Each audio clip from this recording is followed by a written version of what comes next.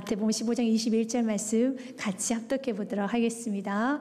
예수님께서 거기서 나가사 주로와 시돈 지방으로 들어가시니. 아멘. 사랑하는 여러분, 우리 예수님이 가시는 그곳에는 치유와 회복이 일어납니다. 예수님께서 걸어가신 그곳에는 모든 문제 해결이 됩니다. 그렇기 때문에 지혜로운 사람은요, 복된 사람은 예수님과 동행하기를 기뻐합니다. 언제나 예수를 모십니다. 언제나 예수를 앞세워서 나아가고 있습니다. 예수님께서는 드로와 시돈 지방으로 들어가고 계십니다. 왜 예수님께서 드로와 시돈 지방에 가십니까? 그 안에 가난한 여인이 있습니다. 아픈 여인이 있어요. 특별히 자녀 문제로 인해서 너무 아프고 고통스러워하는 여인이 있었습니다. 예수님은 그 여인을 만나시기 위해서, 그 여인의 문제를 치료하시기 위해서 예수님은 드로와 시돈 지방으로 들어가십니다. 예수님이 들어오셨다는 그 소식을 듣고요, 22절 말씀에 보면 그 가난한 여인이 예수님 앞에서 소리 지르면서 옵니다. 예수님, 예수님 날 좀 도와주세요. 22절 말씀 같이 읽겠습니다. 가난한 여자 하나가 그 지경에서 나와서 소리질러 이르되, 주 다윗의 자손이여 나를 불쌍히 여기소서, 내 딸이 흉악하게 귀신 들렸나이다 하되 그랬습니다. 예수님께 큰 소리로 웁니다. 나를 불쌍히 여겨줘서, 다윗의 자손이여 나를 불쌍히 여겨줘서, 내 딸이 흉악하게 귀신 들렸나이다 소리 지릅니다. 우리가 인생을 살다 보면은요, 항상 고상하게, 여러분 여유 있게 살 수 있는 것은 아닙니다. 한 번쯤은 그 이상은 이렇게 소리를 질러야 될 사건 사고를 경험하게 됩니다. 그런데 이런 사건 사고를 통해서 우리는 인생이 좀 바뀌어지기도 합니다. 이것을 바로 인생의 터닝 포인트라고 되죠. 인생의 어떤 사건을 맞이해서 나의 가치관이 바뀌어져서 내 인생의 방향까지도 바뀌어지게 됩니다. 이 여인이 그랬습니다. 이 여인은 가난한 여인, 이 여인이 갖고 있는 문제, 내 딸이 흉악한 귀신이 들렸던 이 문제, 이 사건은요, 이 여인에게서 너무 수치스럽고 이 여인에게 아픕니다. 그러나 이 문제를 통하여서 가난한 여인 예수님을 깊고 넓게 만납니다. 믿음의 거장이 됩니다. 그리고 그 여인이 가는 것보다 승리 역사가 일어납니다. 그리고 예수님께서 이렇게 말합니다. 내 믿음이 크도다. 내 소원대로 이루어지리라. 우리 예수님께서는 그 여인의 소원대로 다 이루어주시겠다고 예수님께서는 모든 권세를 그 여인에게 이양하십니다. 이게 믿음이에요. 예수께서 이 문제를 통하여서 이 여인을 강하게 훈련하십니다. 여러분도 마찬가지예요. 인생을 살다 보면 한 번쯤은 울어야 되는, 소리 질러야 되는 그런 사건 사고를 경험할 때 예수님께 나서 오십시오. 그러면 모든 것은 치료될 뿐만 아니라 예수님께서 하시고자 하시는 그 크고 위대하신 일을 경험하게 되어 있습니다. 이승하 집사님이 쓴 책 중에 내 것이 아닙니다 라는 그 책이 있습니다. 자신의 삶의 이야기를 담담하게 풀어놓은 책인데요, 그분은 집사님이셨고 예수를 만났습니다. 그럼에도 불구하고 그분은 그냥 신앙생활을 뜨겁게 하지는 않았던 것 같아요. 남부러울 것이 없이 살던 여성이었습니다. 그는 명문대 출신이었다고 합니다. 이화여대 출신이었고요. 또 자신의 남편 대기업 삼성연구원의 아내로서 해마다 가족여행을 다니고, 그리고 예쁜 그릇으로 집안을 장식하고 명품 옷과 가방으로 자신을 치장하는 삶을 살았다고 합니다. 그리고 또 블로그에 이렇게 모두 인테리어한 거, 또 예쁜 접시 산 것을 찍어서 올렸어요. 그래서 자기는 파워 블로거로서 많은 사람들이 자신의 블로그에 들어와서 그것을 구경하고 가는 것을 굉장히 즐겼다고 합니다. 남부러울 것이 없었습니다. 예쁜 그릇이 있으면 또 사고 싶었습니다. 예쁜 옷이 있으면 또 사고 싶고, 명품 가방이 있으면 샀습니다. 그리고 그는 부족함이 없었습니다. 남편도 아내를 너무 사랑했고, 그리고 서로 너무 아름다운 삶을 살았습니다. 2012년도에 12월 결혼 17주년을 앞두고 남편 박서관 집사가 구토와 두통이 심해 응급실로 실려가게 됩니다. 그런데 의사로부터 청천벽력 같은 소리를 듣게 됩니다. 폐암 말기라는 겁니다. 그리고 그 후로 10개월 살다가 남편은 소천합니다. 그러면서 그 과정을 통하여서 그분이 담담하게 자신의 인생을 돌아보면서 그분이 글을 쓰기 시작합니다. 그분의 글에 보면 한 토막을 여러분들에게 읽어드리도록 하겠습니다. 한때는 이 아름다운 집이 저의 가장 큰 자랑이었습니다. 하지만 남편이 아프고 보니 내가 있어야 할 곳은 궁궐 같던 우리 집이 아니라 몇 평 안 되는 비좁은 병실이었습니다. 바라만 봐도 뿌듯했던 참으로 고운 접시들, 수많은 예쁜 그릇들. 남편과 함께하는 병실에선 아무 소용이 없었습니다. 제가 황량한 병실에 쓸 수 있는 것은 보잘것없는 플라스틱 접시와 종이컵 뿐이었습니다. 20년 넘게 나의 자랑이었던 내 남편조차도 제 것이 아니었습니다. 이젠 압니다. 내 사랑하는 아이들조차도 제 것이 아니라는 것을요. 이와 같은 이유로 근심 염려 또한도 제 것이 아닙니다. 그분의 것입니다. 이제 저는 압니다. 이 땅은 잠시 잠깐이요. 그 후에는 영원한 천국이 있다는 것을요. 전 세상에서 제일 무서운 죽음마저도 두렵지 않는 세상에서 가장 행복한 여자입니다. 라는 고백으로 그의 글이 마쳐지게 됩니다. 그는 사회적으로, 도덕적으로, 윤리적으로 문제되는 삶을 살지 않았습니다. 그러나 그리스도인으로서는 조금 아쉬운 삶을 살았죠. 그래서 우리 예수님께서는 그분을 좀 흔드셨습니다. 그리고 그분을 주님을 바라보게 합니다. 오늘 가나안 여인을 흔드십니다. 누구를 통해서요? 자녀를 통해서 흔듭니다. 자녀가 흉악한 귀신 들렸습니다. 어찌합니까? 여러분, 부모에게 쓸 자녀의 문제는 너무 큰 아픔이죠. 너무 큰 상처이죠. 그런데 우리 예수님께서는 이 문제를 통해서 가나안 여인의 믿음을 굳건하게 하십니다. 그리고 그 여인에게 엄청난 사랑과 엄청난 축복을 하시는데요. 그 과정을 보면요, 너무너무 아슬아슬합니다. 이 여인이 잘해낼 수 있을까? 왜냐하면 예수님은 사랑을 표현하시는데 거절의 사랑을 표현합니다. 예수님께서는요, 그 여인을 받아주지 않습니다. 계속적으로 거절합니다. 그럼에도 불구하고 그 여인은 끝까지 예수만을 붙듭니다. 왜 그럴까요? 여러분, 그녀의 고백에 보면 알 수 있습니다. 그녀가 이렇게 고백합니다. 나와서 소리질러 이르되 주 다윗의 자손이여 나를 불쌍히 여기소서 그랬습니다. 다윗의 자손이라는 건요, 휘오스 다비드, 예수님은 구약에서 예언된 오실 메시아 구원자입니다. 예수님은 구원자이십니다. 흉악한 귀신 들린 딸을 구원하실 분은 예수님밖에 없습니다. 그렇기 때문에 예수님께서 거절하셔도 예수님과 논쟁하지도 않습니다. 예수님께 대들지도 않습니다. 예수님께 불평하지 않습니다. 오히려 예수님께 더 가까이 갑니다. 왜 그렇습니까? 예수님만이 구원자시기 때문에, 예수님 길이시기 때문에, 예수님 진리시기 때문에, 예수님의 생명이시기 때문에.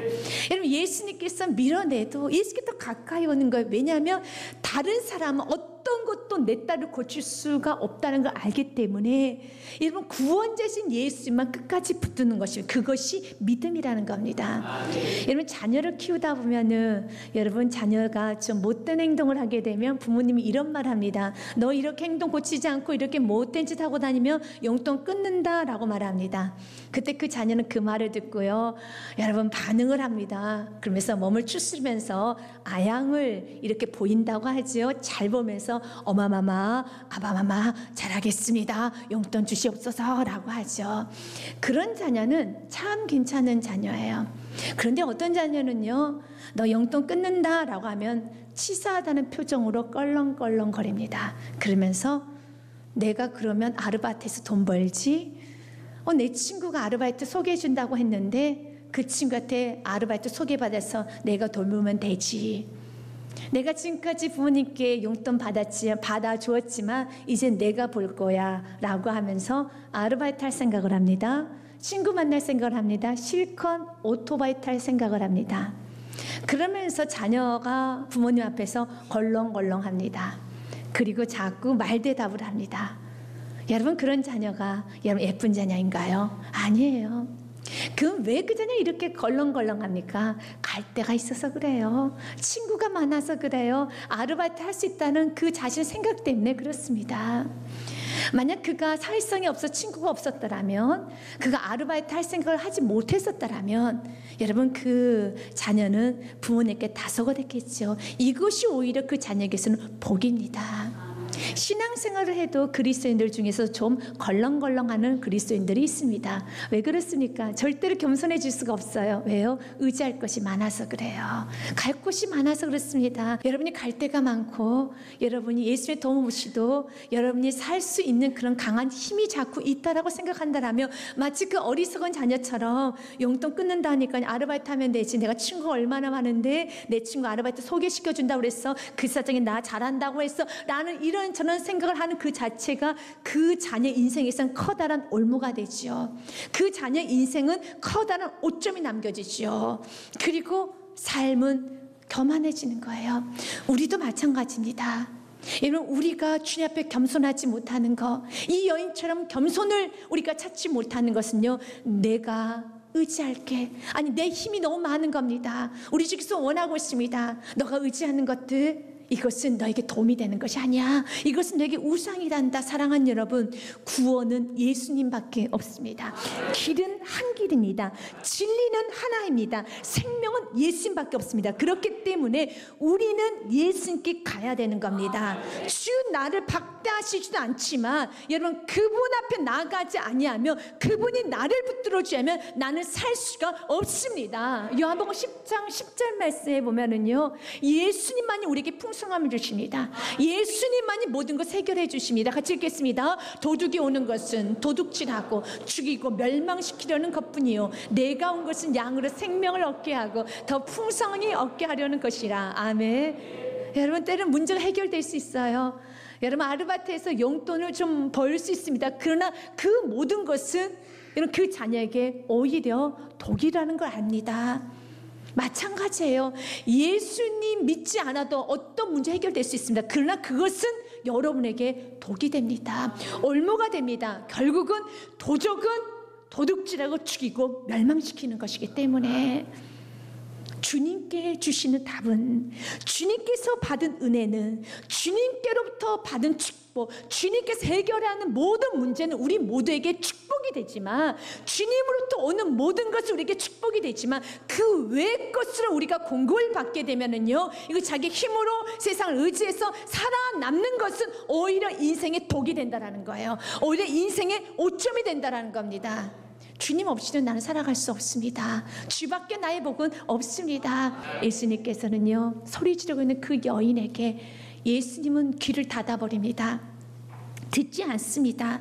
내 딸을 고쳐달라고 하는데 듣지를 않아요. 그럼에도 불구하고 예수님은 아무 대답도 하지 않습니다.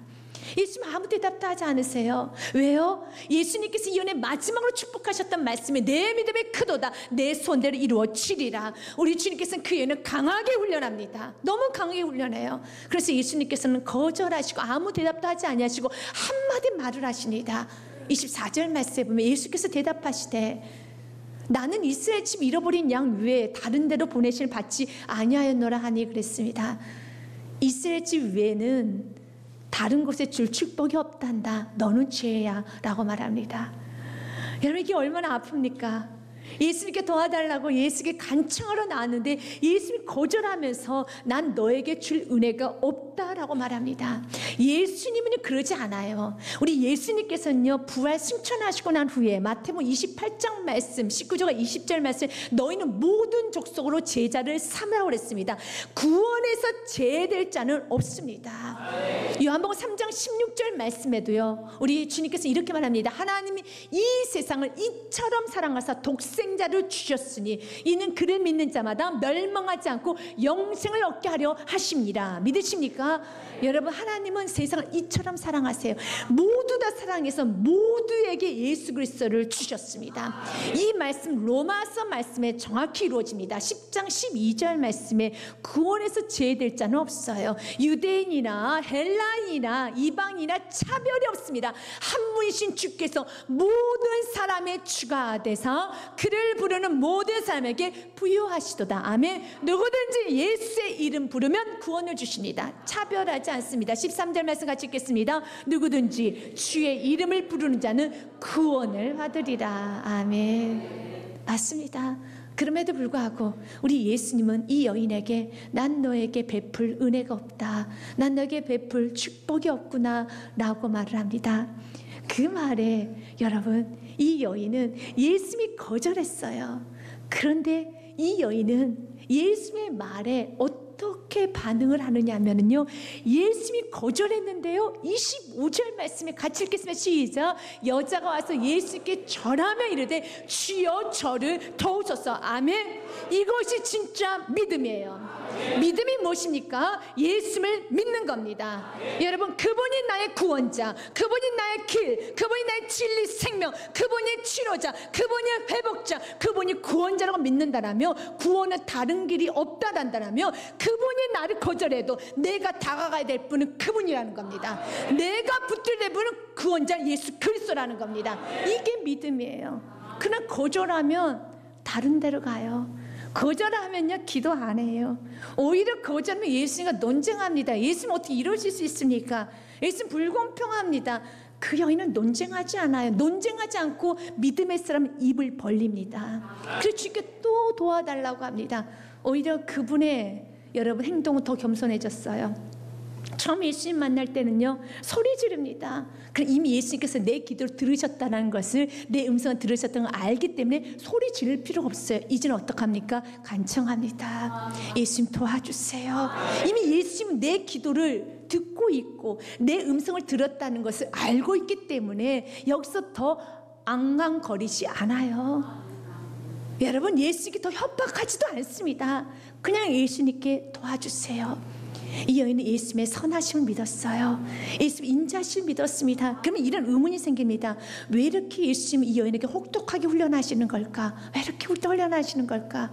여러분, 왜 여러분을 이렇게 혹독하게 훈련하는지 아십니까? 우리 예수님 여러분에게 이 세상을 승리하게 하기 위해서, 이 세상에 넘어지지 않고 정말 여러분 축복하기 위해서 훈련하십니다. 욥기서 말씀해 보면은 우리를 훈련하신 이유에 대해서 이렇게 말합니다. 그런데 내가 앞으로 가도 그가 아니 계시고 뒤로 가도 보이지 아니하고, 그리고 왼쪽에서 일하시나 내가 만날 수 없고, 일하시긴 일하십니다. 그러나 내가 만날 수는 없어요. 욥의 고백은 너무 귀한 고백입니다.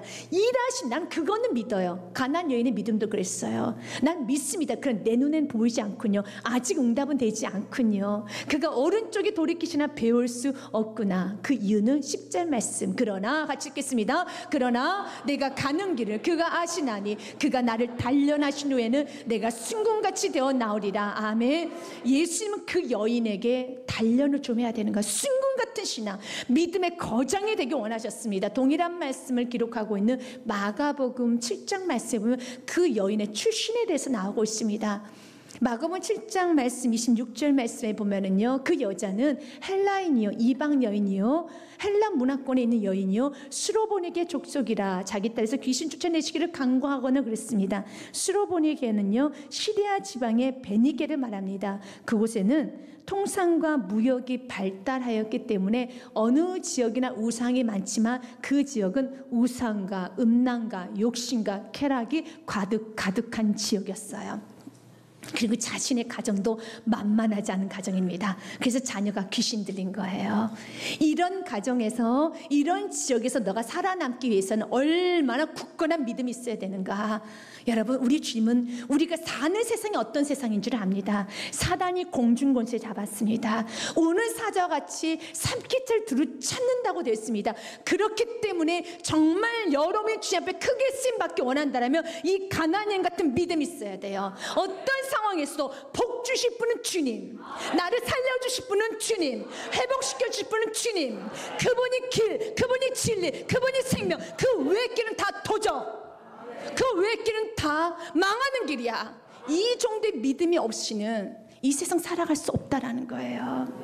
그래서 이 여인은, 여러분, 예수님 이 여인 너무 사랑했어요. 너가 이런 지역에서, 또한 이런 가정에서 살아남고 가정을 회복시키고 지역을 회복시키기 위해서 너에게 어떤 믿음이 있어야 되겠느냐? 오직 예수만이 길이고 예수만 진리라는 굳건한 믿음이 있어야 되지 않겠느냐? 때로는 거절하여도 복을 주실 분은 예수님이기 때문에 그분의 앞에서 나가면 안 돼요. 그 자리에 있어야 돼요. 어디서 복을 받습니까? 어디서 회복을 받습니까? 갈 데가 있으니까, 갈 데가 많기 때문에 걸렁걸렁한 여러분 성도가 되는 거예요. 갈 데가 없는 성도는요, 걸렁걸렁하지 않아요. 매달립니다. 여러분, 세상 말로 아양합니다. 그래서 어떡합니까? 날 좀 살려달라고 합니다. 이게 여러분 이 여인의 믿음이었습니다. 예수님이 거절했습니다. 난 너에게 줄 축복이 없단다 라고 말했었을 때 이 여인은 그래도 예수님 바라봅니다. 더 가까이 갑니다. 그리고 예수 간청합니다. 주님 도와주세요. 저 갈 데 없어요. 예수님 도와주세요. 내 딸 살려주세요. 날 좀 살려주세요. 날 좀 회복시켜주세요. 내 딸 살려주시옵소서. 이렇게 여러분 주님을 사모할 때 주님은 좋은 곳으로 갚아주십니다. 예수님께서는 그렇게 살려달라고 하는 그 여인에게 또 한 번의 거절을 하는데 너무 차갑게 거절을 합니다. 26절 말씀에 살려달라고 도와달라고 하는 그 여인 앞에 예수님께서는요 대답해 이르시되 26절에 자녀의 떡을 취하여 개들에게 던지 마땅하지 아니하니다 라고 합니다. 자녀의 떡은 개에게 던지는 게 아니지. 그러면 이 여인이 지금 뭐라는 겁니까? 개라는 거예요. 그러나 여기서 개는 들개는 아닙니다. 여러분 돌아다니는 무서운 개는 아니고 애완용 개를 말하고 있습니다. 그러니까 큐리온입니다. 애완용 개요. 아무리 그래도 여러분 애완용 개도 여러분에게 개야라고 들으면 좋습니까? 그건 아니죠.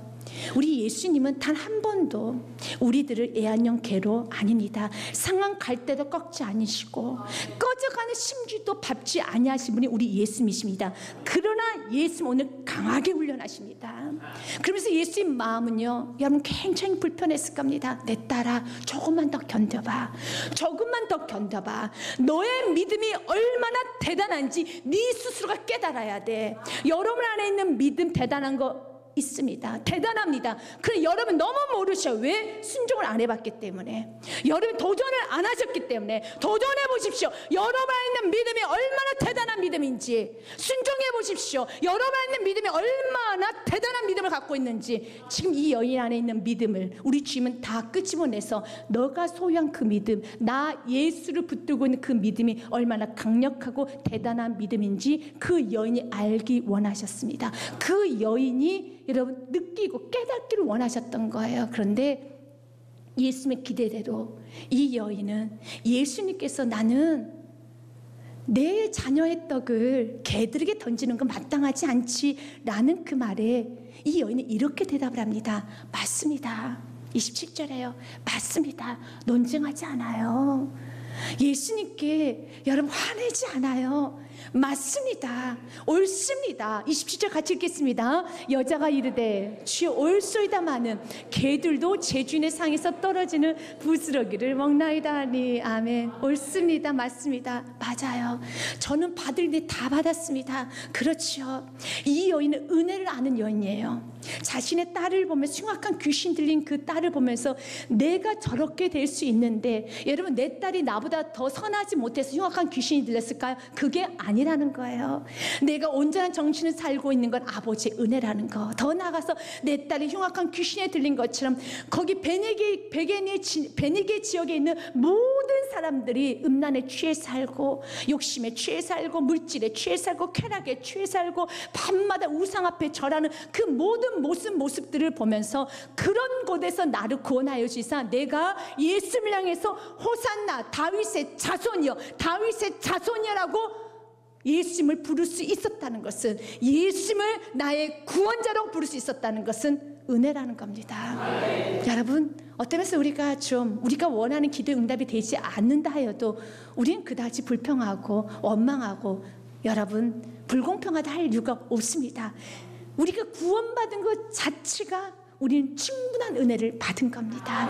구원받은 것 자체 내가 예수님의 자녀가 된 것이 우리는 충분하고 과분하고 특별한 은혜를 받은 겁니다. 낯도 듯 세상에 살다가 욕심 부리고 악의 다툼하고 그리고 세상적이고 정욕적이고 마귀적인 삶을 살다가 이 땅이 전부인 줄 알고 살다 끝나는 인생이 내가 예수님을 주로 고백할 수 있고 내가 예수를 위해서 뭔가 비전을 갖고 내가 믿음을 살 수 있는 건 은혜라는 겁니다. 그래서 이 여인은 예수님 앞에 맞습니다. 옳습니다.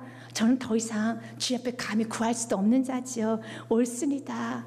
그러나 믿음의 사람은요 입은 닫아지지 않습니다. 주님께 계속 간구합니다. 그러나 주님, 당신의 것이라면 자녀들 다 주고 혹시 부스러기라도 먼지라도 조각이라도 찌꺼기라도 떨어지면 당신의 손에서 나온 것이니까 충분합니다. 내 딸 살릴 수 있습니다. 많은 말씀 안 해도 좋습니다. 예수님 괜찮아요. 부스러기도 좋습니다. 당신 손 안에 있는 것이기 때문에, 당신 소유한 것이기 때문에, 당신 입에서 나오는 것이라면은 찌꺼기도 능력이 나갑니다. 찌꺼기도 여러분 온 인류가 구원받을 수 있습니다. 당신의 피 한 방울이면 모든 건 회복됩니다. 떡덩이 하나 안 주셔도 됩니다. 그 떡덩이 다 먹고 부스러기 떨어서 그걸 내가 긁어가지고 가서 내 자녀를 먹여도 내 자녀는 살아납니다. 이게 믿음이에요. 그래서 우리 주님께서는 이 여인을 보면서 너 참 믿음이 크도다. 내 소원대로 되리라. 여러분 그 여인이 딸에만 소원이 있었겠습니까? 여러분 소원 한 가지입니까? 많잖아요. 여러분 주님 말하면 네 소원대로 다 이루어지리라. 주님은 이 믿음의 사람을 통해서 주님은 그가 생각하는 대로, 꿈꾸는 대로, 기대하는 대로 주님은 다 이루어 주십니다. 여러분 우리 예수님은요 이 여인의 믿음을 훈련했습니다. 믿음을 강하게 했습니다. 이 여인이 이 사건을 통하여서 이제 이 여인은 더 믿음이 굳건해져요. 이제는 어떤 상황에서도 베게니 지역과 같이 사단이 공중옷에 가득 잡혀있는 그런 상황이라 할지라도 더 이상 그녀에게 있어서의 광야 같은 인생도 그녀가 가면은요 꽃이 피어납니다. 길이 열어집니다. 여러분 샘물이 솟아납니다. 왜냐하면 샘물의 근원이시고 길의 근원이시고 꽃의 근원이신 예수 그리스도 붙들고 있기 때문에 그는 어떤 상황에서도 예수님을 끝까지 붙듭니다. 이게 믿음이에요.